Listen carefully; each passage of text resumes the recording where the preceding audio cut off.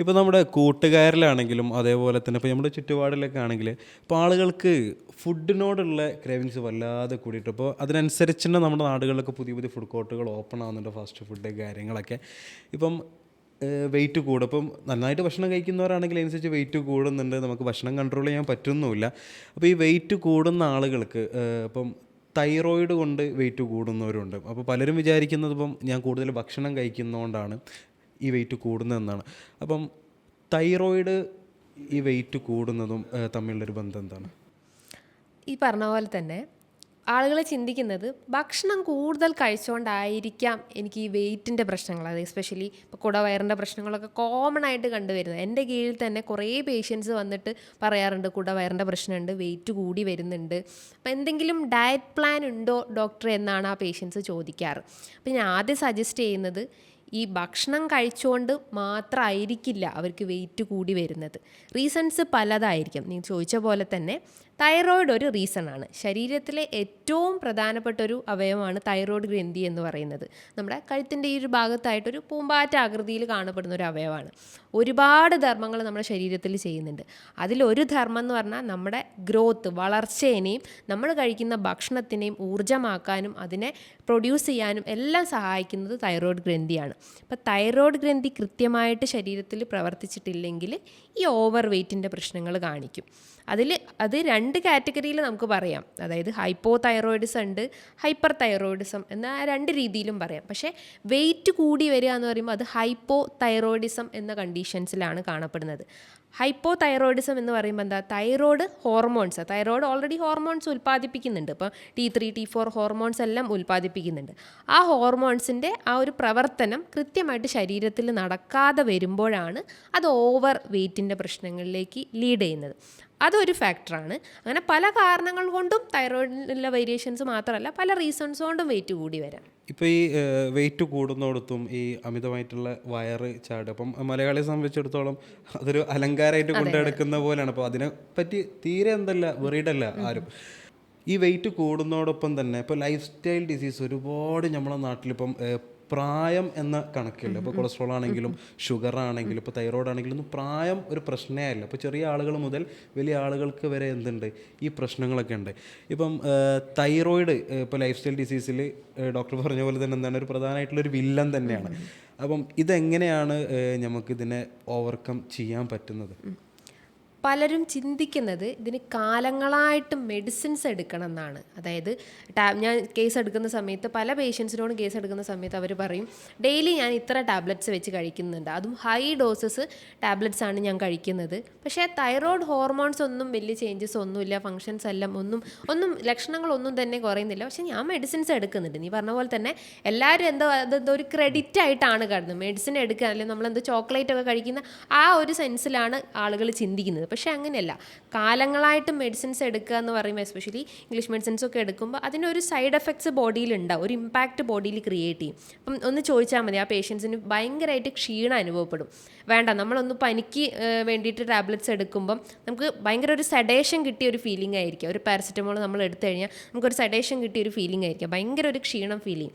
അതേ ഇമ്പാക്റ്റ് തന്നെ നമ്മൾ കാലങ്ങളായിട്ട് ഒരു മെഡിസിൻസ് കണ്ടിന്യൂസ് ആയിട്ട് എടുക്കുമ്പം ബോഡിയിൽ എല്ലാ ഓർഗൻസ് എല്ലാം ഡാമേജ് ആവാനുള്ള ചാൻസസ് ഉണ്ട്. അപ്പോൾ കാലങ്ങളായിട്ട് മെഡിസിൻസ് എടുക്കുന്ന ആ ഒരു ഫോം ആദ്യം മാറ്റി വയ്ക്കുക. പകരം ഭക്ഷണ രീതികളാണ് ശ്രദ്ധിക്കേണ്ടത്. തൈറോയ്ഡ് എന്ന് പറയുമ്പം കുറേ നമ്മൾ ശ്രദ്ധിക്കേണ്ട കാര്യങ്ങളുണ്ട്. അപ്പം മെയിൻലി ഈ പഞ്ചസാരയുടെ അളവ് മാക്സിമം കുറയ്ക്കുക. പഞ്ചസാര എന്ന് പറയുമ്പോൾ ജസ്റ്റ് നമ്മൾ ചായയിലോ കാപ്പിയിലോ ഇടുന്ന പഞ്ചസാര മാത്രമല്ല, നമ്മൾ കഴിക്കുന്ന ചോക്ലേറ്റ്സ്, അതേപോലെ ഐസ്ക്രീംസ്, അതേപോലെ പേസ്ട്രി, അതിലെല്ലാം ഒരു മിതമായ രീതിയിൽ, അല്ലെങ്കിൽ നമ്മൾ ജസ്റ്റ് ഒരു ഡയറി മിൽക്കിൻ്റെ പാക്കറ്റ് നോക്കിക്കഴിഞ്ഞാൽ അതിൽ ബാക്കിൽ ഇൻഗ്രീഡിയൻസ് ഉണ്ടാവും. കാർബോഹൈഡ്രേറ്റ്സ് ഇത്ര എമൗണ്ട്, ഫാറ്റ് ഇത്ര എമൗണ്ട്, സോഡിയം ഇത്ര എമൗണ്ട് എന്നിട്ട് ആ ഒരു ഇൻഗ്രീഡിയൻസ് കണ്ടിട്ടുണ്ടാവും. അതിൽ ആദ്യം തന്നെ നമ്മൾ റിമാർക്കായിട്ട് കാണുന്ന കാർബോഹൈഡ്രേറ്റ്സ്, ഷുഗർ കൂടുതലായിട്ട് അതിൻ്റെ അകത്താണ് കൂടുതലായിട്ട് അടങ്ങിയിട്ടുള്ളത്. അപ്പം മാക്സിമം ഷുഗറിൻ്റെ ഇൻടേക്ക് റെഡ്യൂസ് ചെയ്യുക. ഈ ഷുഗറിൻ്റെ ഇൻടേക്ക് കുറഞ്ഞു കഴിഞ്ഞാൽ തന്നെ ബോഡിയിലുള്ള എല്ലാ ടോക്സിൻസും റിമൂവ് ആവും. അപ്പോൾ ഷുഗർ ഇൻടേക്ക് കുറച്ച് കഴിഞ്ഞാൽ നമുക്ക് ഫാറ്റി ലിവറിൻ്റെ പ്രശ്നങ്ങൾ കുറയും. ഫൈബ്രോയിഡ്, സ്ത്രീകളിൽ ഏറ്റവും കോമൺ ആയിട്ടുള്ളതാണ് ഫൈബ്രോയിഡിൻ്റെ കംപ്ലയിൻറ്റ്സ്, അത് കുറയും. ഓട്ടോമാറ്റിക്കലി ബോഡിയിലെ ഇൻസുലിൻ റെസിസ്റ്റൻസ് എന്ന ആ ഒരു പ്രക്രിയ ശരീരത്തിൽ കുറയും. ഇൻസുലിൻ റെസിസ്റ്റൻസ് എന്ന് പറയുമ്പം നമ്മൾ കഴിക്കുന്ന ഭക്ഷണത്തിനെ ഊർജ്ജമാക്കിയിട്ട് അല്ലെങ്കിൽ ഊർജ്ജമാക്കാതെ അത് കൊഴുപ്പാക്കിയിട്ട് സ്റ്റോർ ചെയ്യുമ്പോഴാണ് ഈ ഇൻസുലിൻ റെസിസ്റ്റൻസ് എന്ന കണ്ടീഷൻസ് വരുന്നത്. അപ്പോൾ കൊഴുപ്പാകുമ്പോൾ എന്താ, അത് ഓർഗൻസിന് കൃത്യമായിട്ട് പ്രവർത്തിക്കാതെ വരുന്നു. അങ്ങനെയാണ് ഈ ഫാറ്റി ലിവർ കംപ്ലയിൻറ്റ്സ് എല്ലാം തുടങ്ങുന്നത്. അപ്പം മാക്സിമം ഷുഗർ എന്ന് പറയുമ്പം നമ്മൾ കഴിക്കുന്ന വൈറ്റ് റൈസ് അത് ഷുഗറാണ്. അപ്പോൾ അതിൻ്റെ ഒക്കെ അളവ് മാക്സിമം കുറയ്ക്കുക. അങ്ങനെ പല ഡയറ്റ്സും നമ്മൾ ഫോളോ ചെയ്ത് കഴിഞ്ഞാൽ ഈ തൈറോയിഡിൻ്റെ ആ ഒരു പ്രോബ്ലംസ് നമുക്ക് സോൾവ് ചെയ്യാൻ പറ്റുന്നതാണ്. ഇപ്പം നമ്മളിപ്പോൾ നാട്ടിൽ ഇപ്പോൾ ഷുഗർ കുറയ്ക്കണം എന്ന് വിചാരിച്ച ഒരാൾ നിൽക്കുകയാണെങ്കിൽ ഇപ്പോൾ ഒരുപാട് പ്രൊഡക്റ്റുകൾ നമുക്ക് അവൈലബിൾ ആണ്. ഇപ്പോൾ ഷുഗർ ഫ്രീ, നമ്മൾ പഞ്ചസാരയ്ക്ക് പകരം ചായയിലിടാൻ പറ്റുന്ന ഷുഗർ ഫ്രീകൾ, അതേപോലെ ഷുഗർ ഫ്രീ ബിസ്ക്കറ്റ്സ്. അപ്പം ഇതൊക്കെ ശരിക്കും എന്താണ് നമുക്കിതിന് പ്രയോജനപ്പെടുന്നുണ്ടോ, അല്ലെങ്കിൽ ഇപ്പം ഡയറ്റ് എടുക്കുന്നതിൽ അത് ഇൻക്ലൂഡ് ചെയ്യാൻ പറ്റുമോ എന്നൊക്കെ പലർക്കും സംശയങ്ങളുണ്ടാവും. ഇതൊക്കെ ഷുഗർ ഫ്രീ അല്ലേ, എന്തുകൊണ്ട് എനിക്ക് ഡയറ്റിൽ ഇൻക്ലൂഡ് ചെയ്തുകൂടെ എന്നുള്ളത്. ഇതിനോട് ക്രേവ്നെസ് ഉള്ള ആളുകളാകുമ്പോൾ അപ്പം അത് ചെയ്യാൻ പറ്റുമോ, ശരിക്കും അതിൻ്റെ ഒരു വാസ്തവം എന്താണ്? അതായത് ഡയറ്റ് എടുക്കുക എന്ന് പറയുമ്പം ആദ്യം നമ്മൾ മൈൻഡ് ആൻഡ് ഫിസിക്കൽ ഹെൽത്തും അതേപോലെ തന്നെ മെൻ്റൽ ഹെൽത്തും ഓക്കെ ആയിരിക്കണം. നമ്മളെ മൈൻഡ്, അതായത് മാനസികമായിട്ട് നമ്മൾ ഓക്കെ അല്ലെങ്കിൽ ഓട്ടോമാറ്റിക്കലി അത് നമ്മളെ മറ്റുള്ള എല്ലാ ഏരിയാസിലെയും ബാധിക്കും. നമ്മളിപ്പം ഭയങ്കരമായിട്ട് സ്ട്രെസ്ഡ് ആയിട്ടുള്ള ആളുകളെ കേസ് എടുത്ത് നോക്കുമ്പോൾ അവർക്ക് മൈഗ്രെയിൻ്റെ കംപ്ലയിൻറ്റ്സ് ഉണ്ടാവും, തലവേദനയുടെ പ്രശ്നങ്ങളുണ്ടാവും, ദഹനത്തിൻ്റെ പ്രശ്നങ്ങളുണ്ടാവും. അങ്ങനെ രണ്ടും ഇൻ്റർ കണക്റ്റാണ്. അപ്പം നമ്മൾ ഒരു ഭക്ഷണം തുടങ്ങുക എന്ന് പറയുമ്പോൾ നമ്മൾ ഓൾറെഡി മൈൻഡിൽ സെറ്റ് ചെയ്തിരിക്കണം, ഇത് നമ്മൾ കണ്ടിന്യൂസ് ആയിട്ട് ഫോളോ ചെയ്യും, ഈ ഡയറ്റ് കണ്ടിന്യൂസ് ആയിട്ട് ഫോളോ ചെയ്താലേ ഉള്ളൂ എനിക്ക് തൈറോയിഡ് മാറുള്ളൂ അല്ലെങ്കിൽ മറ്റുള്ള രോഗങ്ങളെല്ലാം മാറുള്ളൂ എന്നുള്ള ആ ഒരു മൈൻഡ് സെറ്റ് നമ്മൾ ആദ്യം ക്രിയേറ്റ് ചെയ്യുക. ദെൻ ഡയറ്റ് കൃത്യമായിട്ട് ഫോളോ ചെയ്യാൻ ശ്രമിക്കുക. ഡയറ്റ് മാത്രമല്ല, ബോഡിയിലെ മൂവ്മെൻറ്റ്സ് അത്യാവശ്യമാണ്. നമ്മൾ കഴിക്കുന്നതെല്ലാം ഊർജ്ജം, ആ ഒരു ഫാറ്റ് മെറ്റബോളിസം ഈസി ആക്കാൻ നമുക്ക് എന്തായാലും എക്സസൈസ്, വർക്കൗട്ട് അത്യാവശ്യമാണ്. അപ്പോൾ ഡെയിലി ഒരു 15 മിനിറ്റ് അല്ലെങ്കിൽ 20 മിനിറ്റ് ബോഡിക്ക് ഒരു മൂവ്മെൻറ്റ്സ് എന്തായാലും കൊടുത്തിരിക്കണം. അങ്ങനെ ചെയ്തു കഴിഞ്ഞാൽ ഒരുവിധം ലൈഫ് സ്റ്റൈൽ ഡിസോർഡേഴ്സ് എല്ലാം നമുക്ക് റെഡ്യൂസ് ചെയ്യാൻ പറ്റും. ഇപ്പം ഞാൻ ഈ പറഞ്ഞ ഷുഗർ ഫ്രീ പ്രൊഡക്ട്സുകൾ അത് നമുക്ക് യൂസ് ചെയ്യാൻ പറ്റുമോ എന്നുള്ളതാണ് അതിൻ്റെ ഒരു ഇത്. അതേപോലെ തന്നെ അതിൻ്റെ കൂടെ തന്നെ ഒരു ചോദ്യം കൂടി, ഇപ്പം ഷുഗർ ഒഴിവാക്കിയിട്ട് ശർക്കര ചായയിലിട്ട് കുടിക്കുന്നവരൊക്കെ ഉണ്ട്. അപ്പം അതും ശരിക്കും പറ്റുന്നതാണ്, എന്താണ് അതിൻ്റെ ഒരു ഇത്? അത് പലർക്കുള്ളൊരു റോങ് മെൻറ്റാലിറ്റിയാണ് ഈ ശർക്കര അല്ലെങ്കിൽ തേൻ ഉപയോഗിക്കാമെന്ന് കണ്ടിട്ടുണ്ട്. പക്ഷേ നമ്മളിപ്പം ഒരു 100 ഗ്രാം പഞ്ചസാര എടുത്തു കഴിഞ്ഞാൽ അതിൻ്റെ അകത്ത് കലോറി നോക്കുമ്പോൾ ഒരു 350 കിലോ കലോറിയാണുള്ളത്. അതേപോലെ തന്നെ നമ്മളൊരു 100 ഗ്രാം ഹണി അല്ലെങ്കിൽ ശർക്കര എടുക്കുകയാണെങ്കിൽ ഏകദേശം ഒരു തുല്യമായ രീതിയിലാണ് കലോറി ഉള്ളത്. അപ്പം ഈ പഞ്ചസാരയ്ക്ക് പകരം നമ്മൾ ഈ തേനോ അല്ലെങ്കിൽ ശർക്കര എടുക്കുകയാണെങ്കിൽ യാതൊരു കാര്യമില്ല, ഓൾമോസ്റ്റ് ഈക്വൽ കലോറീസ് തന്നെയാണ്. അപ്പോൾ അതിൻ്റെ അളവ് മാക്സിമം റെഡ്യൂസ് ചെയ്യുമെന്നാണ് എൻ്റെ ഒരു ഒപ്പീനിയൻ പറയുന്നത്. ഇപ്പം ഡോക്ടറുടെ കൺസൾട്ടേഷന് നിങ്ങൾക്ക് വേണമെന്നുണ്ടെങ്കിൽ ഇപ്പം ഓൺലൈനായിട്ടും ഓഫ്ലൈനായിട്ടും ഡോക്ടറുടെ കൺസൾട്ടേഷൻ നമുക്ക് അവൈലബിൾ ആണ്. ഇപ്പോൾ താഴെ കാണുന്ന നമ്പറിൽ കോൺടാക്ട് ചെയ്താൽ മതി. ഇപ്പോൾ നാട്ടിലുള്ളവരാണെങ്കിൽ നേരിട്ട് വരാം, അതല്ല പുറത്ത് ജോലി ചെയ്യുന്നവരോ ഇപ്പോൾ വീട്ടമ്മമാരൊക്കെ ആണെന്നുണ്ടെങ്കിൽ, ഇപ്പോൾ ഡെലിവറി കഴിഞ്ഞ ആളുകളൊക്കെ ആണെന്നുണ്ടെങ്കിൽ ചിലപ്പോൾ തൈറോയിഡിൻ്റെ ബുദ്ധിമുട്ടുകൾ കൊണ്ട്, അതേപോലെ തന്നെ വെയിറ്റ് കൂടുതൽ, ഇപ്പോൾ വണ്ണം, അതേപോലെ തന്നെ വയറ്, ഇതൊക്കെ കൂടുതലുള്ള ആളുകളുണ്ട്. ചിലപ്പോൾ വരാൻ പറ്റാത്തവരോ ഇപ്പോൾ വീഡിയോ കാണുന്ന ആളുകളൊക്കെ ആണെങ്കിൽ നിങ്ങൾക്ക് എവിടെയാണുള്ളത് അവിടെ തന്നെ ഓൺലൈനായിട്ട് കൺസൾട്ടേഷൻ നമുക്ക് അവൈലബിൾ ആണ്. താഴെ കാണുന്ന നമ്പറിൽ കോൺടാക്ട് ചെയ്താൽ മതി. ഇപ്പോൾ നമ്മൾ ഡയറ്റിനെ പറ്റി പറയാം, പൊതുവിൽ നമ്മളെ സംബന്ധിച്ചിടത്തോളം ഇപ്പോൾ ഒരു ഡയറ്റ് എടുക്കുക എന്ന് പറയുമ്പം ഭയങ്കര ബുദ്ധിമുട്ടുള്ളൊരു സാധനം. അപ്പോൾ ഒരു ദിവസം ഇപ്പോൾ ഞാനൊരു ഡയറ്റ് എടുക്കുക എന്നുണ്ടെങ്കിൽ എനിക്കൊരാൾ ഡയറ്റ് ചാർട്ട് തന്നാലോ ഒരു 1-2 ദിവസം ഞാനത് കറക്റ്റ് ഫോളോ അപ്പ് ചെയ്തിരിക്കും. പക്ഷേ പിന്നെ നമ്മൾ ഫുഡ് കാണുമ്പോൾ അല്ലെങ്കിൽ നമ്മൾ ആരാണോ നമ്മുടെ ചുറ്റുപാടുള്ള ഫുഡിനോട് കൂടുതൽ ക്രേവിങ്സ് ഉള്ള ആളാണെങ്കിൽ അവരുടെ കൂടെ ഇപ്പോൾ നമ്മൾ കഴിച്ചു പോവും എന്നുള്ളതാണ്. അപ്പം ഈ ഡയറ്റ് ഇപ്പോൾ തൈറോയിഡ് ആയാലും ഇപ്പോൾ ഷുഗറിന് എടുക്കുന്ന ഡയറ്റുകളുണ്ടാവും, ഓരോന്നുണ്ടാവും. അപ്പോൾ എല്ലാത്തിനും ഒരു ഡയറ്റ് തന്നെയാണോ, അല്ലെങ്കിൽ തൈറോയിഡിൻ്റെ ഡയറ്റുകൾക്ക് എന്തെങ്കിലും പ്രത്യേകതകളുണ്ടോ? അതായത് തൈറോയിഡിന് സ്പെഷ്യലായിട്ടുള്ള ഒരു ഡയറ്റ് ഉണ്ട്. അതിൽ മെയിനായിട്ട് ഞാൻ പറഞ്ഞിട്ടുള്ളത് ഷുഗർ ആദ്യം നമ്മൾ കട്ട് ചെയ്യണം. അതേപോലെ തന്നെ നട്ട്സുകൾ ധാരാളം ഉൾപ്പെടുത്തണം. നട്ട്സ് എന്ന് പറയുമ്പോൾ എസ്പെഷ്യലി ഈ ഫ്ലാക്സ് സീഡ്സ്, ചിയ സീഡ്സ്, അതേപോലെ ബ്രസീൽ നട്ട്സ്, നമ്മളെ ചക്കക്കുരുവിൻ്റെ ഒക്കെ ആ ഒരു ഷേപ്പ് വരുന്ന ബ്രസീൽ നട്ട്സ്, അതിൽ ധാരാളം സെലീനി അടങ്ങിയിട്ടുണ്ട്. ഈ ഇന്ന് ഒരുവിധം പേഷ്യൻസിൽ കണ്ടിട്ടുള്ളതാണ് ഈ ഉദാഹരണക്കുറവ്, അതായത് പുരുഷന്മാരിലൊക്കെ കാണപ്പെടുന്ന ഉദാഹരണക്കുറവിൻ്റെ പ്രശ്നങ്ങൾ. അത് കറക്റ്റ് ചെയ്യാൻ വേണ്ടിയിട്ട് അവർക്ക് ബ്രസീൽ നട്ട്സ് കഴിക്കാം. അതിൽ ധാരാളം സെലീനിയുണ്ട്. ഈ സെലീനിയത്തിൻ്റെ ധർമ്മം എന്ന് പറയുമ്പം അവർ സ്പേം കൗണ്ട് കൂട്ടുന്നു, അല്ലെങ്കിൽ ആ ഒരു ഡിഫോമിറ്റീസ് ഉണ്ടെങ്കിൽ, അല്ലെങ്കിൽ എന്തെങ്കിലും സെക്ഷൽ ഡിസ്ഫങ്ഷൻസ് ഉണ്ടെങ്കിൽ അതിനെ കറക്റ്റ് ചെയ്യാൻ സഹായിക്കുന്നത്. അത് ഓട്ടോമാറ്റിക്കലി തൈറോയിഡ് തൈറോയിഡിനെയും ബൂസ്റ്റപ്പ് ചെയ്യാൻ സഹായിക്കുന്നത്. അതേപോലെ ചെറിയ മത്സ്യങ്ങൾ നിർബന്ധമായിട്ടും ഭക്ഷണത്തിൽ ഉൾപ്പെടുത്തണം. അതായത് ഇപ്പം അയല, മത്തി, നെത്തോലി അങ്ങനത്തെ ചെറിയ ചെറിയ മത്സ്യങ്ങൾ അതൊരിക്കലും ഡീപ്പ് ഫ്രൈ ചെയ്യരുത്, നന്നായിട്ട് ബോയിൽ ചെയ്യുക. കോക്കനട്ട് ഓയിൽ മാക്സിമം റെഡ്യൂസ് ചെയ്യുന്നതാണ് നല്ലത്, അധികം യൂസ് ചെയ്യേണ്ട, എന്നാലും ഒരു മിതമായ രീതിയിൽ മാത്രം. പകരം നിങ്ങൾക്ക് ഈ വെജിറ്റബിൾ ഓയിൽസും സോയാബീനും അതൊക്കെ മാക്സിമം കട്ട് ചെയ്തിട്ട് കോക്കനട്ട് ഓയിൽസ് നിങ്ങൾക്ക് പ്രിഫർ ചെയ്യാവുന്നതാണ്. അതേപോലെ ഒരു ഡയറ്റ് എന്ന് പറയുമ്പോൾ ഗ്ലൂട്ടൻ മാക്സിമം കട്ട് ചെയ്യാൻ ശ്രമിക്കുക. ഈ ഒരുവിധം പേഷ്യൻസിന് ഞാൻ കണ്ടിട്ടുണ്ട്, ഈ തൈറോയ്ഡ് രോഗികൾക്ക് ഈ ചപ്പാത്തി, പൊറോട്ട, അതേപോലെ തന്നെ ഈ റവ, അതിൽ ഉപ്പുമാവൊക്കെ കഴിച്ചു കഴിഞ്ഞാൽ ദഹനത്തിൻ്റെ പ്രശ്നങ്ങൾ കണ്ടിട്ടുണ്ട്. അപ്പം അതിൻ്റെ ഒരു റീസൺ എന്ന് പറയുമ്പം ആ ഒരു ഗ്ലൂട്ടൻ അല്ലെങ്കിൽ ആ ഒരു പ്രോട്ടീൻസിനെ ഡൈജസ്റ്റ് ചെയ്യാനുള്ള എൻസൈംസ് അവർ ആ ദഹനത്തിൽ ആബ്സെൻ്റ് ആയിരിക്കും, അവർ ഗട്ടിൽ ആബ്സെൻ്റ് ആയിരിക്കാം.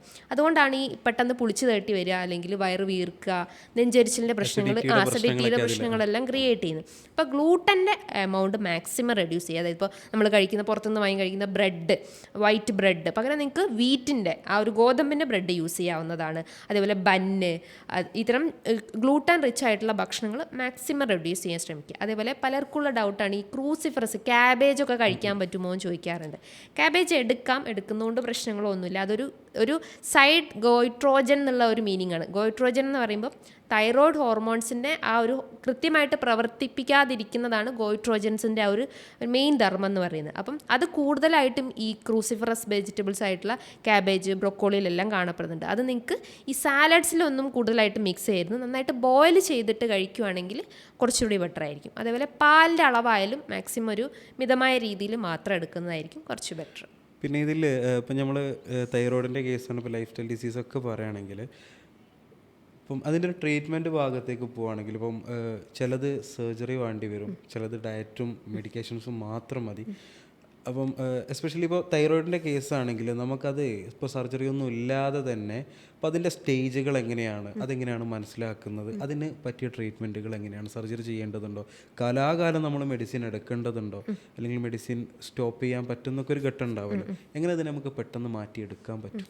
ആദ്യം തന്നെ ഇങ്ങനെ ലക്ഷണങ്ങൾ കാണിക്കുകയാണെങ്കിൽ ആദ്യം തന്നെ അവർ ടെസ്റ്റ് നിർബന്ധമായിട്ടും ചെയ്യണം. Thyroid function test, T3, T4, TSH, ഒരു ബ്ലഡ് ടെസ്റ്റ് ചെയ്യാം. അതിൽ നിന്നും നമുക്കൊരു ഇത് കിട്ടിയിട്ടില്ലെങ്കിൽ നമുക്ക് ആൻറ്റിബോഡി ടെസ്റ്റ്, TPO എന്ന് പറഞ്ഞിട്ടുള്ള ടെസ്റ്റുകൾ ചെയ്യാം. അപ്പോൾ അതിൽ വേരിയേഷൻസ് നോക്കിയിട്ടാണ് അത് ഹൈപ്പോ ആണോ ഹൈപ്പർ ആണോ അങ്ങനെ ആ ഒരു സ്റ്റേജസ് മനസ്സിലാക്കുന്നത്. ദെൻ നമുക്ക് എന്തെങ്കിലും ഗ്രോത്ത് ആയിട്ട് കഴുത്തിൻ്റെ അവിടെ എന്തെങ്കിലും ഗ്രോത്ത് ഉണ്ടെങ്കിൽ നമുക്ക് സ്കാനിങ്ങിലൂടെ അറിയാൻ പറ്റും. ഒരു അൾട്രാസൗണ്ട് സ്കാനിങ് എടുത്തു കഴിഞ്ഞാൽ ആ ഒരു ഗ്രോത്ത് ആണോ എന്ന് അറിയാൻ പറ്റും. ഇനി നിങ്ങൾ ചോദിച്ച പോലെ കാലങ്ങളായിട്ട് മെഡിസിൻസ് എടുക്കണോ അല്ലെങ്കിൽ സർജറി വേണോ, അതായത് ഒരു സർജറി കഴിഞ്ഞിട്ടുള്ള ഒരു കേസ് ആണെങ്കിൽ അവർ ട്രീറ്റ്മെൻറ്റ്, അതായത് കണ്ടിന്യൂസ് ആയിട്ട് മെഡിസിൻസ് എടുക്കണം, അതായത് അലോപ്പതിക് മെഡിക്കേഷൻസ് കണ്ടിന്യൂസ് ആയിട്ട് എടുത്ത് തന്നെ വേണം. പകരം അവരുടെ ഭക്ഷണ രീതികൾ, അതായത് കൂടുതൽ ഇത്തരം നേരത്തെ ഞാൻ പറഞ്ഞില്ല ഡയറ്റ് ഒന്ന് ശ്രദ്ധിച്ചു കഴിഞ്ഞാൽ ആ ഒരു ബോഡിയിൽ ഉണ്ടാവുന്ന ഇമ്മ്യൂൺ സിസ്റ്റത്തിനെ നമുക്ക് പെട്ടെന്ന് ആ ഒരു സ്റ്റിമുലേറ്റ് ചെയ്യാൻ പറ്റും. അതേപോലെ ധാരാളം ഈ സിങ്ക്, സെലീനിയം, അതേപോലെ തന്നെ കാൽഷ്യം, വൈറ്റമിൻ ഡി, ഇതൊക്കെ നല്ല പോലെ ഭക്ഷണത്തിൽ ഉൾപ്പെടുത്തി കഴിഞ്ഞാൽ കാലങ്ങളായിട്ട് മെഡിസിൻസ് എടുക്കുന്നതിൻ്റെ ഒരു അളവ് നമുക്ക് കുറയ്ക്കാൻ പറ്റുന്നതാണ്.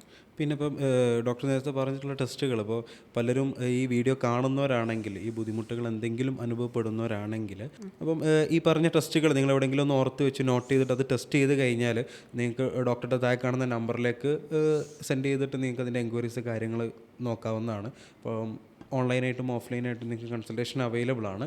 ജസ്റ്റ് അതിലേക്ക് ആ റിപ്പോർട്ട് അയച്ചു കഴിഞ്ഞാൽ ഡോക്ടർ അതിനനുസരിച്ച് എന്താണെന്ന് വെച്ചാൽ അത് എൻക്വയറി നിങ്ങൾക്ക് ചെയ്യാവുന്നതാണ്.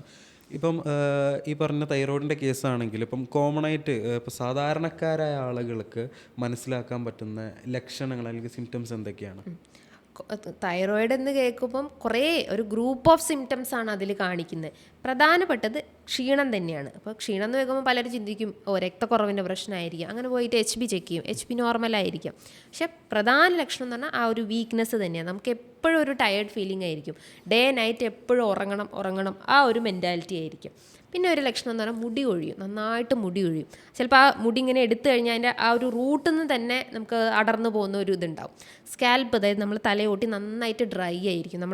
ഒരു കറുത്തൊരു കോട്ടൺ വെച്ചിട്ട് നമ്മൾ ജസ്റ്റ് ഒന്ന് സ്കാൽപ്പ് സ്ക്രാച്ച് ചെയ്ത് കഴിഞ്ഞാൽ വൈറ്റ് പാച്ചസ് പൊടി പോലെ അങ്ങനെ രീതിയിലുള്ള ഒരു ഡ്രൈനെസ് നമുക്ക് തലയിൽ അനുഭവപ്പെടാം. അതോടൊപ്പം തന്നെ ദഹനത്തിൻ്റെ ബുദ്ധിമുട്ടുകൾ കോമൺ ആയിട്ട് കണ്ടുവന്നിട്ടുണ്ട്. കോൺസ്റ്റിപ്പേഷൻ, മലബന്ധത്തിൻ്റെ പ്രശ്നങ്ങൾ ഉണ്ടാകുന്നു. അതായത് വയറ്റിൽ നിന്ന് കട്ടിയായിട്ട് പോവുക, അല്ലെങ്കിൽ ഒട്ടും പോവാത്ത പറ്റാത്തൊരവസ്ഥ, കുറേ നേരം മുക്കിയിരിക്കേണ്ട ഒരവസ്ഥ വരുന്നുണ്ട്. അതുപോലെ പുളിച്ച് തേട്ടി വരുന്ന പ്രശ്നങ്ങൾ, അതായത് എന്തെങ്കിലും ഫുഡ് വയറ്റിൽ എത്തുമ്പം തന്നെ ഇങ്ങനെ ഒരു ഏമ്പക്കം പോലെ, ഒരു ഗ്യാസ് പോലെ കീഴ്വായുവിൻ്റെ പ്രശ്നങ്ങൾ, അതേപോലെ തന്നെ മേലോട്ട് ഇങ്ങനെ ഏമ്പക്കമായിട്ട് വരുന്നത് കാണാം. അതോടൊപ്പം തന്നെ വെയിറ്റ് കൂടി വരിക, ഞാൻ തുടക്കത്തിൽ തന്നെ പറഞ്ഞു, ഈ ഹൈപ്പോ തൈറോയിഡ് പേഷ്യൻസിലാണ് വെയിറ്റ് കൂടി വരുന്നത്. അത് 2 കണ്ടീഷൻസാണ്. ഹൈപ്പോ കേസ് നോക്കുവാണെങ്കിൽ ഹോർമോൺസ് എല്ലാം കുറഞ്ഞിട്ട് വെയിറ്റ് കൂടി വരുന്നൊരവസ്ഥ. നേരെ റിവേഴ്സാണ് ഹൈപ്പറിൽ വരുന്നത്. ഹൈപ്പർ തൈറോയിഡ് എന്ന് പറയുമ്പോൾ ഹോർമോൺസ് എല്ലാം കൂടുതലായിട്ടും പ്രവർത്തിക്കുകയും അവിടെ വെയിറ്റ് കുറഞ്ഞു പോകുന്ന ഒരവസ്ഥ ഉണ്ടാകുന്നു. അതേപോലെ കോമൺ ആയിട്ട് കണ്ടുവന്നിട്ട് വൈറ്റമിൻ ഡിൻ്റെ ഡെഫിഷ്യൻസി, തൈറോയിഡ് പേഷ്യൻസിന് കോമൺ ആയിട്ടുള്ളതാണ് വൈറ്റമിൻ ഡിൻ്റെ ഡെഫിഷ്യൻസി. അപ്പം ഞാൻ നോർമലി പേഷ്യൻസിനോട് സജസ്റ്റ് ചെയ്യാറുണ്ട്, നിങ്ങൾ വൈറ്റമിൻ ഡി ജസ്റ്റ് ഒന്ന് ചെക്ക് ചെയ്യണം. അതിൻ്റെ സപ്ലിമെൻറ്റ്സ് അതിനോടൊപ്പം എടുക്കുകയാണെങ്കിൽ കുറച്ചുകൂടി നമ്മളെ ബോഡി ഒന്ന് സ്ട്രോങ് ആക്കാൻ പറ്റുന്നതാണ്. ഇപ്പം മാം പറഞ്ഞ പോലെ ഇപ്പോൾ വൈറ്റമിൻ ഡിൻ്റെ ഡെഫിഷ്യൻസി ഉണ്ട് എന്നുണ്ടെങ്കിൽ അതിൻ്റെ സപ്ലിമെൻറ്റ്സ് ആണെങ്കിലും അതേപോലെ തന്നെ അത് അടങ്ങിയിട്ടുള്ള ഭക്ഷണങ്ങളൊക്കെ ഉണ്ടാവും. അപ്പോൾ അത് എങ്ങനെയാണ് നമുക്ക് മനസ്സിലാക്കി എങ്ങനെയാണ് അത് കൂട്ടിയെടുക്കാൻ പറ്റുന്നത്? ഇന്ന് പറഞ്ഞ പോലെ തന്നെ വൈറ്റമിൻ ഡി എന്ന് പറയുമ്പം കോമൺ ആയിട്ട് ഇപ്പം എന്നിലും നിന്നിലും എല്ലാം ആ ഒരു ഡെഫിഷ്യൻസീസ് കാണപ്പെടാം. കാരണം ഇന്ന് എല്ലാവരും ഒരു റൂമിൽ അകത്തിരിക്കുക, എ സിൻ്റെ അകത്ത് ഫോണ്, TV, ഇങ്ങനെ ഒരു ലോകം മാത്രം. നമ്മൾ വെയിൽ കൊള്ളാനുള്ള ആ ഒരു എന്താ പറയുക, ആ ഒരു സിറ്റുവേഷൻ നമ്മൾ ഉണ്ടാക്കിയെടുക്കുന്നില്ല. നമ്മളിപ്പം പുറത്തേക്ക് ഇറങ്ങുവാണെങ്കിൽ തന്നെ ജസ്റ്റ് ഒന്ന് കുട നിവർത്തിയിട്ട് ആ വെയിലിനെ അങ്ങോട്ട് എക്സ്പോസ് ചെയ്യുന്നത് നമ്മൾ അതും കുറയ്ക്കാണ് ശ്രമിക്കുന്നത്. അപ്പോൾ ഈ ഒരു ഡെഫിഷ്യൻസീസ് ഉണ്ടെങ്കിൽ മെയിനായിട്ടും കാണിക്കുന്ന ഈ ലക്ഷണങ്ങൾ തന്നെയായിരിക്കും. അപ്പം മാക്സിമം ഒരു ഡോക്ടറെ നിർദ്ദേശപ്രകാരം മാത്രം സപ്ലിമെൻറ്റ്സ് എടുക്കാൻ ശ്രമിക്കുക. സപ്ലിമെൻറ്റ്സിൻ്റെ ഒരു ഡോസേജ് നോക്കുകയാണെങ്കിൽ വീക്ക്ലി വൺസ് ഒരു 60K എന്നുള്ള രീതിയിൽ ഡോസേജ് എടുക്കാം. അതുപോലെ ഡെയിലി എന്നുള്ള ഡോസേജ് ഒരു 400 ഇൻ്റർനാഷണൽ യൂണിറ്റ് അല്ലെങ്കിൽ 800 ഇൻ്റർനാഷണൽ യൂണിറ്റ്, അങ്ങനെ ഒരു ഡോസേജ് കുറച്ചിട്ടും ഡെയിലി എടുക്കാവുന്നതാണ്. ഇനി ഇത് എങ്ങനെ എടുക്കണം എന്ന് വെച്ച് കഴിഞ്ഞാൽ ഒന്നെങ്കിൽ അത് ഫുഡ് കഴിച്ചതിന് ശേഷം മാത്രം എടുക്കുക. അതായത് ഇപ്പോൾ ഒരു ഉച്ചഭക്ഷണം കഴിഞ്ഞിട്ടോ അല്ലെങ്കിൽ രാത്രിയിൽ എന്തെങ്കിലും ഒരു അതായത് ഓയിലി ഭക്ഷണങ്ങൾ കഴിച്ചതിന് ശേഷം കഴിക്കുന്നതായിരിക്കും കുറച്ചുകൂടി നല്ലത്. അതിൻ്റെ ഒരു റീസൺ എന്ന് പറയുമ്പം നമ്മുടെ ശരീരത്തിൽ വൈറ്റമിൻസിനെ 2 രീതിയിൽ പറയാം. അതായത് കൊഴുപ്പിൽ അലിയുന്ന വൈറ്റമിൻസും ഉണ്ട്, വെള്ളത്തിൽ അലിയുന്ന വൈറ്റമിൻസും ഉണ്ട്. വെള്ളത്തിൽ അലിയുന്ന വൈറ്റമിൻസ് ആണ് വൈറ്റമിൻ ബിയും വൈറ്റമിൻ സിയും. ഇനി കൊഴുപ്പിൽ അലിയുന്ന വൈറ്റമിൻസ് ആണ് vitamin A, D, E, K. അപ്പോൾ വൈറ്റമിൻ ഡി എന്ന് പറയുമ്പോൾ കൊഴുപ്പിൽ അലിയുന്ന വൈറ്റമിൻസ് ആണ്. അപ്പോൾ നമ്മൾ കൊഴുപ്പേറി എന്തെങ്കിലും ഒരു ഭക്ഷണം കഴിച്ചതിന് ശേഷം ഒരു 5-10 മിനിറ്റ് കഴിഞ്ഞതിന് ശേഷം ആ സപ്ലിമെൻറ്റ്സ് എടുക്കുകയാണെങ്കിൽ ആ മെറ്റബോളിസം, അതായത് അത് പെട്ടെന്ന് തന്നെ അബ്സോർബ് ചെയ്യപ്പെടുകയും ആ ഒരു എന്താ പറയുക ഒരു വീക്ക്നെസ്സിൻ്റെ പ്രശ്നങ്ങളൊക്കെ പെട്ടെന്ന് ക്ലിയർ ഔട്ട് ചെയ്യാം. ഇപ്പം റീസെൻ്റ്ലി നമ്മൾ ക്ലിനിക്കിൽ വന്നൊരു പേഷ്യൻ്റ്, മാമിന് തന്നെ അറിയാം. അപ്പോൾ അവർ ഈ തൈറോയിഡും അതേപോലെ തന്നെ വെയിറ്റ് കൂടുതലൊക്കെ ഉണ്ടായിരുന്നു. അപ്പം ജസ്റ്റ് 1 വീക്ക് അല്ലെങ്കിൽ ഒരു 10 days അവർ മെഡിക്കേഷൻസ് എടുത്തു. കൂടെ തന്നെ എനിക്ക് തോന്നുന്നു ഡോക്ടറുടെ ഡയറ്റും കൂടി അവർ ഫോളോ അപ്പ് ചെയ്തിട്ടുണ്ട്. ഇപ്പം അവരൊരു സന്തോഷം പറഞ്ഞൊരു സംഗതി പറഞ്ഞാൽ വെയിറ്റ് കുറഞ്ഞു. അപ്പോൾ ഒരു 10 days നമുക്ക് തൈറോയിഡിലെ വേരിയേഷൻസ് നമുക്ക് മനസ്സിലാക്കാൻ പറ്റില്ല. അപ്പോൾ വെയിറ്റ് കുറഞ്ഞു, അപ്പം ഭയങ്കര സുഖമുണ്ട്, ഇപ്പോൾ കാലിൻ്റെ വേദനയും കാര്യങ്ങളൊക്കെ ഉണ്ടായിരുന്നു അവർക്ക്, അതൊക്കെ നോർമലായി വരുന്നുണ്ട് എന്ന് പറഞ്ഞു. അപ്പോൾ അവർക്ക് ഡയറ്റ് ഇപ്പം മാം കൊടുക്കുകയാണെങ്കിലും ഇപ്പോൾ അതെങ്ങനെ ജസ്റ്റ് ഒരു ഡയറ്റ് കൊടുക്കുകയാണോ അല്ലെങ്കിൽ ഏതെങ്കിലും മാമിൻ്റെ തന്നെ ഡയറ്റീഷ്യൻസോ ആരെങ്കിലും അത് ഫോളോ അപ്പ് ചെയ്യാനുണ്ടോ? എങ്ങനെയാണ് പേഷ്യൻസിനെ ട്രീറ്റ് ചെയ്യുന്നൊരു രൂപം? അതായത് ഞാൻ പറഞ്ഞു, നമ്മൾ ആ പേഷ്യൻറ്റിൻ്റെ ഫുൾ കേസ് എടുക്കുന്നു, ഫുൾ ഹിസ്റ്ററി നോക്കുന്നു. അപ്പോൾ എന്തെങ്കിലും വേരിയേഷൻസ് ഉണ്ടെങ്കിൽ അതിന് ടെസ്റ്റ് ചെയ്യേണ്ടതുണ്ടെങ്കിൽ ടെസ്റ്റ് ചെയ്യാൻ കൊടുക്കുന്നു. അതിനുശേഷം നമ്മൾ ആ ഫുൾ ഡീറ്റെയിൽസ് ആയിട്ടുള്ള കേസ് നോക്കിയതിന് ശേഷം നമ്മളൊരു ഹോമിയോപ്പതി ട്രീറ്റ്മെൻറ്റ്സ് നോക്കുകയാണെങ്കിൽ അതിന് കൃത്യമായിട്ടുള്ളൊരു മെഡിസിൻസ് കൊടുക്കും. എന്നിട്ട് നമുക്ക് ഡയറ്റ് കൂടുതലായിട്ട് ഒരു സിവിയർ സ്റ്റേജൊക്കെ എത്തിയിട്ടുള്ള തൈറോയിഡൊക്കെ, ഇപ്പോൾ വെയിറ്റൊക്കെ നേരത്തെ പറഞ്ഞ പോലെ തന്നെ വെയിറ്റ് കൂടിയിട്ടുള്ള കേസൊക്കെയാണെങ്കിൽ നമ്മൾ നിർബന്ധമായിട്ടും ഡയറ്റ് കൊടുത്തിരിക്കണം. അപ്പോൾ ഡയറ്റ് കൊടുക്കുക എന്ന് പറയുമ്പോൾ നമ്മളുടെ ഇടയിൽ ഒരു പേഴ്സണൽ ട്രെയിനർ ഉണ്ടാവും, ഒരു ഡയറ്റീഷ്യൻസ് ഉണ്ടാവും. അവർ അതിൻ്റെ ആ ഒരു ഗൈഡൻസ് നോക്കിയിട്ട് അവർ ഒരു ഡയറ്റ് ചാർട്ട് ഉണ്ടാവും. അതായത് അതിൻ്റെ ആ ഡയറ്റ് ചാർട്ടിൻ്റെ അകത്ത് കൃത്യമായിട്ടുള്ള ഒരു ഗൈഡൻസ് ഉണ്ടാവും. എന്തൊക്കെയാണ് ഒഴിവാക്കേണ്ടത്, എന്തൊക്കെയാണ് ഇൻക്ലൂഡ് ചെയ്യേണ്ടത്, കൃത്യമായിട്ടുള്ള ഒരു ഡയറ്റ് ചാർട്ട് ഉണ്ടാവും. അപ്പോൾ അതിനെ ബേസ് ചെയ്തിട്ടാണ് നമ്മൾ ആ ഒരു ഡയറ്റ് അവർക്ക് പ്രിഫർ ചെയ്യുന്നത്. മമ്മി പറഞ്ഞത് എന്താ വെച്ചാൽ ഞാൻ നേരത്തെ പറഞ്ഞിട്ടുണ്ടായിരുന്നു. ഇപ്പം എൻ്റെ ഒരു കൺസേൺ, നമ്മളൊരാൾ സെൽഫായിട്ടൊരു ഡയറ്റ് എടുക്കുകയാണെങ്കിൽ അതിനെന്തുണ്ട്, ഒരു പരിധി ഉണ്ട്. ഇപ്പോൾ 1-2 ദിവസം ഇപ്പം മാം പറഞ്ഞ പോലെ ഈ ഡയറ്റീഷ്യൻസും ട്രെയിനറൊക്കെ വെച്ചാൽ എന്തായാലും അതൊരു ഫോളോ അപ്പ് ചെയ്യുന്ന ഒരാളുണ്ടാവും, നമുക്കത് കംപ്ലീറ്റ് ചെയ്യാൻ പറ്റും. കൂടുതലായിട്ട് അതിൽ ഇൻവോൾവ് ആയിക്കോളും. അതെ. ഇപ്പം നിങ്ങൾക്ക് ഡോക്ടറെ കൺസൾട്ട് ചെയ്യാനാണെങ്കിൽ നിങ്ങൾക്ക് താഴെ കാണുന്ന നമ്പറിൽ കോൺടാക്ട് ചെയ്താൽ മതി. ഇപ്പം ഓൺലൈനായിട്ടും ഓഫ്ലൈനായിട്ടും ഡോക്ടറുടെ കൺസൾട്ടേഷൻ അവൈലബിൾ ആണ്. ഇപ്പോൾ ഇങ്ങനത്തെ കേസുകളൊക്കെ വരുന്ന സമയത്ത് നമ്മൾ സാധാരണ ചെയ്യുന്ന ഇപ്പോൾ ഒരു പനി വന്ന് നമ്മൾ എന്താ ചെയ്യുക, ജസ്റ്റ് മെഡിക്കൽ ഷോപ്പിൽ പോയിട്ട് സെൽഫായിട്ട് നമ്മൾ മെഡിക്കേഷൻസ് എടുക്കും, ഒരു പാരസിറ്റാമോൾ എന്തെങ്കിലും ഒന്ന് കഴിക്കും. ഇപ്പോൾ ഈ തൈറോയിഡിൻ്റെ കേസാണെങ്കിലൊക്കെ നമ്മൾ സെൽഫായിട്ട് മെഡിസിൻസ് എടുക്കാതിരിക്കുന്നതായിരിക്കും അല്ലേ കൂടുതൽ ബെറ്റർ. അപ്പം ഒരു ഡോക്ടർ എന്ന നിലക്ക് ഈ കാണുന്ന ആളുകൾക്ക് എന്ത് അഡ്വൈസാണ് ഈ വിഷയത്തിൽ മാമിന് കൊടുക്കാൻ പറ്റും? അതായത് ഏതൊരു അസുഖം വന്നു കഴിഞ്ഞാലും നമുക്കൊരു അറിവ് ഉണ്ടാവും, എന്നാൽ ആ അറിവിൻ്റെ ആ ഒരു പരിധി ഉണ്ടാവും. പക്ഷെ നമ്മൾ ശ്രദ്ധിക്കേണ്ട കാര്യം എന്ന് പറയുമ്പം ഒരു ഡോക്ടറെ നിർദ്ദേശിക്കുന്നതിനനുസരിച്ച് മാത്രമായിരിക്കണം നിങ്ങളെ മെഡിസിൻസ് എടുക്കുന്നത്. പലരും ഞാൻ കണ്ടിട്ടുണ്ട് ഈ omega-3 ഫാറ്റി ആസിഡ്സ്, അതായത് ഇത്തരം ഹെൽത്തി ഫാറ്റ്സ് അടങ്ങിയിട്ടുള്ള ആ ഒരു മീനെണ്ണ ഗുളികകളൊക്കെ കഴിച്ചിട്ട് ക്രിയാറ്റിനിലൊക്കെ വേരിയേഷൻസ് കണ്ടിട്ടുണ്ട്. അപ്പോൾ കാലങ്ങളായിട്ട് അയാൾ 2-3 മാസമൊക്കെ മെഡിസിൻസ് ആ ഒരു സപ്ലിമെൻറ്റ്സ് എടുത്തിട്ട് ക്രിയാറ്റിൻ വേരിയേഷൻസ് കണ്ടു. അപ്പം അങ്ങനത്തെ സെൽഫ് മെഡിക്കേഷൻസ് മാക്സിമം അവോയ്ഡ് ചെയ്യാൻ ശ്രമിക്കുക. അത് എന്താ പറയുക, മറ്റുള്ള രോഗങ്ങൾ വരുന്നത് നമുക്ക് പ്രിവെൻറ്റ് ചെയ്യാൻ പറ്റുന്നതാണ്. ഇതിപ്പം മാം പറഞ്ഞ് ശരിക്കും അതൊരു യാഥാർത്ഥ്യമാണ്. കാരണം നമുക്ക് പണ്ട് മുതൽ നമ്മുടെ പഴമക്കാർ പറയുന്നൊരു പഴഞ്ചൊല്ലാണെങ്കിൽ കൂടി ശരിക്കും അത് ഉള്ളത് തന്നെയാണ്. ഇപ്പം മുറിവൈദ്യർ ആളെ കൊല്ലുമെന്ന് പറയുന്നൊരു സംഭവം. അപ്പം അത്തരം കാര്യങ്ങളിലേക്ക് നമ്മൾ കൂടുതൽ ശ്രദ്ധിക്കാതെ ഇവിടെ ഒരു ഡോക്ടറെ കണ്ടിട്ട് എന്ത് ചെയ്യുക, വേണ്ട മെഡിക്കേഷൻസോ അല്ലെങ്കിൽ ട്രീറ്റ്മെൻറ്റ് എന്താണെന്ന് വെച്ചാൽ ആ രൂപത്തിലേക്ക് നിങ്ങൾ കാര്യങ്ങളൊക്കെ ശ്രദ്ധിക്കുക. അപ്പം ഇത്രയും പറഞ്ഞതില്ലേ, ഇപ്പോൾ ഡോക്ടർ നമുക്ക് ഒരുപാട് കാര്യങ്ങൾ നമുക്ക് പറഞ്ഞു തന്നു. അപ്പോൾ അത് സ്റ്റാർട്ടിങ് സ്റ്റേജിലുള്ളവരാണെങ്കിലും ഇപ്പം അതുകൊണ്ട് ബുദ്ധിമുട്ടാവുന്നവരാണെങ്കിലും ഇപ്പോൾ എങ്ങനെ മാറ്റിയെടുക്കണം, ഇനി എന്ത് ട്രീറ്റ്മെൻറ്റ്, സർജറി എന്താണ്, അതിനെപ്പറ്റി ആലോചിച്ച് ചിലപ്പം ബുദ്ധിമുട്ടാവുന്ന ഒരുപാട് ആളുകളുണ്ട്. അപ്പോൾ അവർ കാര്യങ്ങളൊക്കെ ഡോക്ടറെ പറഞ്ഞ കാര്യങ്ങളൊക്കെ ശ്രദ്ധിക്കുക. ഇപ്പോൾ ഡോക്ടറെ കൺസൾട്ട് ചെയ്യാനാണെങ്കിൽ നിങ്ങൾക്ക് താഴെ കാണുന്ന നമ്പറിൽ ജസ്റ്റ് കോൺടാക്ട് ചെയ്താൽ മതി. അപ്പം വളരെ ഡീപ്പായിട്ട് തന്നെ ഡോക്ടർ എന്ത് ചെയ്തു, നമുക്കതിൻ്റെ കാര്യങ്ങളൊക്കെ പറഞ്ഞു തന്നു. അപ്പം പുതിയൊരു വീഡിയോ ആയിട്ട് നമുക്ക് വീണ്ടും കാണാം. ബൈ.